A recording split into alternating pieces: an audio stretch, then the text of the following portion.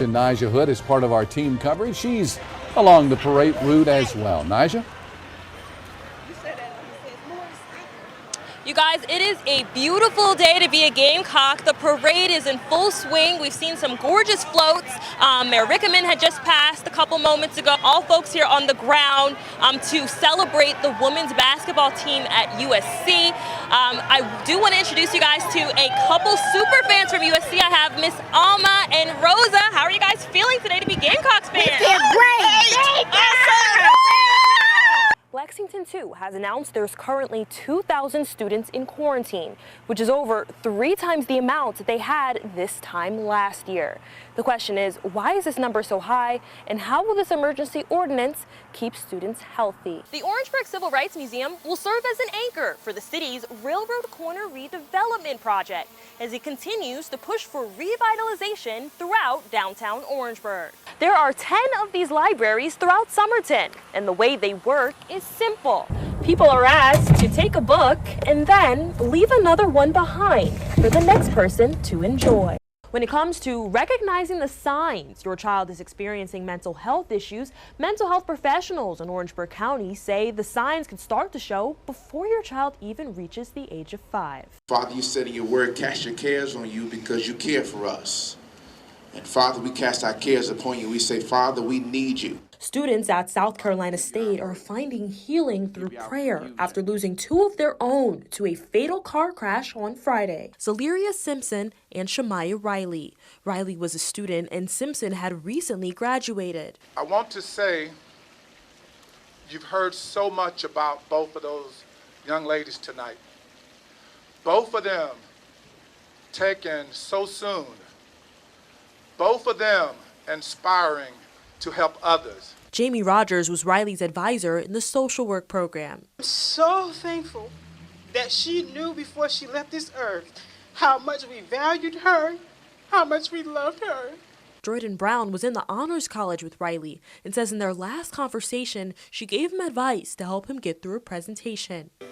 Just so vibrant, so bright, so determined. She was always with somebody and always making somebody smile. Irvin Monnier was Simpson's basketball coach and says he plans to keep her memory alive on the court and among the team.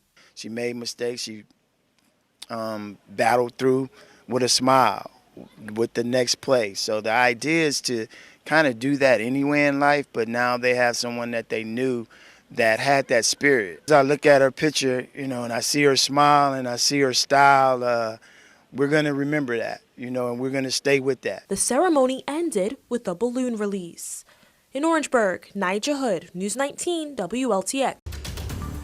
Like my wife said, I finally finished something,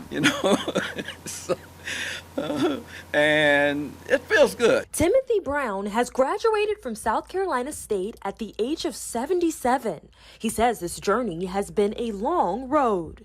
It could be a lesson for maybe the next person to see how, a 77-year-old can, if I can do it, anybody can do it. Trust me. Brown is a military veteran who served in the Vietnam War. In 1972, he dropped out of Compton Community College. For more than 4 decades, education took a back seat to his job as a bus driver. Industry where you're helping folk, and with their lives and stuff like, that's the most rewarding thing, I think, just to be able to be there for people, and help them get up and down, back and forth. For years, he drove for Greyhound and was even called to drive B.B. King and his band on tour. I just happened to be sitting there and they, when the call came in. That's how I met my wife, because had I not worked for King, I never would have ended up in New York to meet my wife. In 2018, he joined the Department of Veteran Affairs Vocational Rehab Program, which allowed him to attend South Carolina State University while still working. He received his degree in drama. While in the program, he wrote a play based on his experience driving a Greyhound bus for thousands of miles from California to Washington, D.C. to see Martin Luther King Jr.'s last march.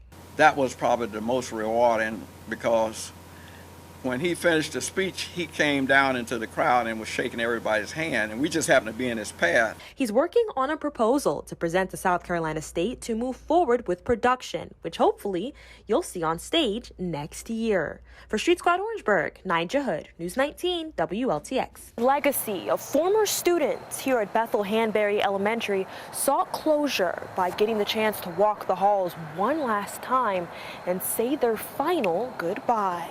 I was here 71, 72, 73, and I'd just like to say that it was the greatest experience of my life. Former student Darlene Peak Bloom reminisces on her time at the school. You knew all the school administrators, you knew the teachers, all the students and all the families, and it was such a wonderful experience being here. Former students say the school started as an all-black school in the 1940s. Patricia Green says she was a student in 1976 when the school first became integrated. It was tough. It was hard, okay? It was hard for both groups. What is now known as Blythewood Academy was formerly an all-white school, the Blythewood School. Those students integrated Bethel High. We had to learn how to communicate and to get along with each other, because you have to remember, we were rival schools. Annie Hanbury was the school principal, and in 1967, Bethel High was renamed Bethel Hanbury High. Annie Hanbury, she was the best principal. She was a principal that she was strict. Don't get me wrong now. She was very strict. But she was also a principal that you could go to and talk to. Larry Green attended Bethel during 1st through 11th grade. It was a great school. Played football, basketball, and ran track here at Bethel. So it was a great memory to be back again here tonight.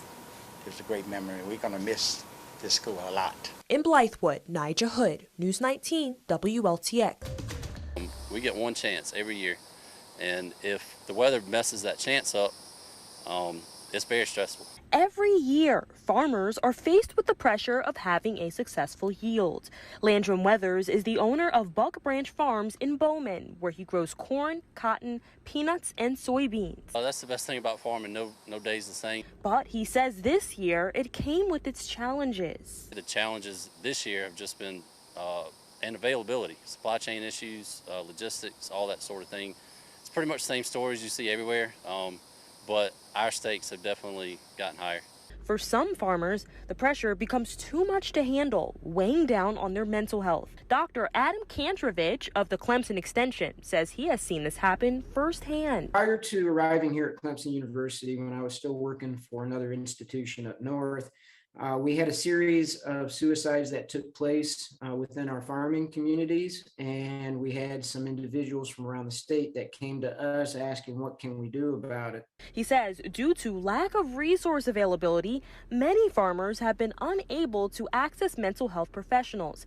In addition, he says discussions around mental health in the agriculture community for a long time have been considered to be taboo. But in South Carolina, an agri-wellness program makes it possible for farmers to receive help over the phone. There are crisis counselors that will answer the phone.